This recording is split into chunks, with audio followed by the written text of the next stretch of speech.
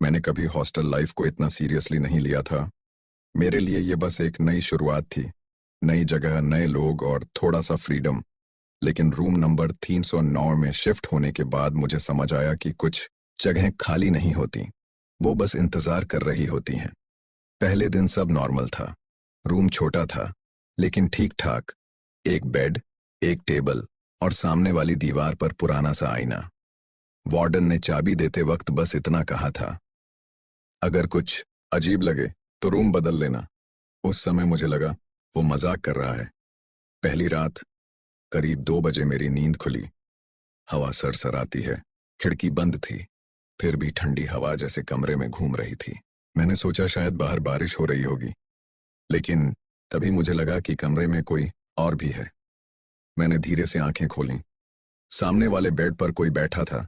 अंधेरे में उसका चेहरा साफ नहीं दिख रहा था, बस एक साया जो मेरी तरफ देख रहा था। मेरा दिल तेजी से धड़कने लगा। मैंने तुरंत लाइट ऑन की और वहां कोई नहीं था। मैंने खुद को समझाया, सपना था, बस सपना। लेकिन उस रात के बाद हर रात 2 बजे मेरी नींद खुलने लगी। तीसरी रात, कदमों की आहट, मुझे साफ साफ किसी के चलने की आवाज सुनाई दी। इस बार मैं डर के मारे हिल भी नहीं पा रहा था। आवाज मेरे बेड के पास आकर रुक गई, जैसे कोई मुझे देख रहा हो। फिर धीरे से मेरे कान के पास किसी की सांस महसूस हुई। मैंने हिम्मत करके पीछे देखा और इस बार वो साफ दिखा।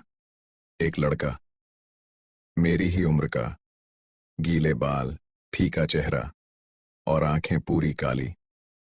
वो मुस्कुरा रहा था, लेकिन उसकी मुस्कान में कुछ अजीब था, जैसे वो इंसान ही नहीं हो। मैं चिल्लाया और अचानक सब गायब हो गया। अगली सुबह मैंने वार्डन से बात की। पहले तो वो टालने लगा, लेकिन जब मैंने जोर दिया तो उसने एक पुरानी फाइल निकाली। उसमें एक फोटो थी, उसी लड़के की। ये अर्जुन था, वार्डन ने कहा। 3 साल पहले इसी रूम में रहता था।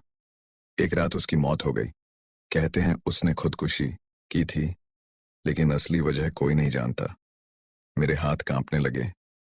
तो वो अभी भी यहाँ है? वार्डन ने मेरी तरफ देखा और धीरे से बोला, जो भी यहाँ शिफ्ट होता है वो उसे दिखता है पहले हफ्ते में।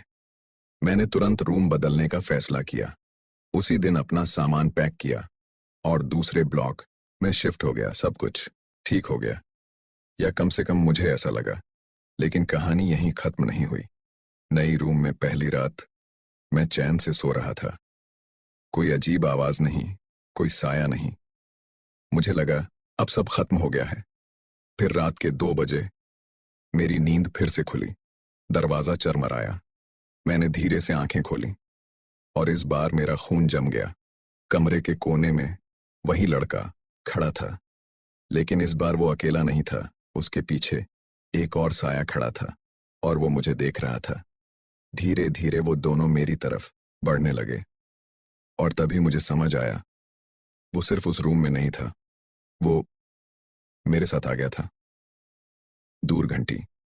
आज भी हर रात 2 बजे मेरी नींद खुलती है और अब मैं लाइट ऑन नहीं करता, क्योंकि मुझे पता है इस बार अगर मैंने देखा तो शायद मैं अगली सुबह उठ ही नहीं पाऊंगा।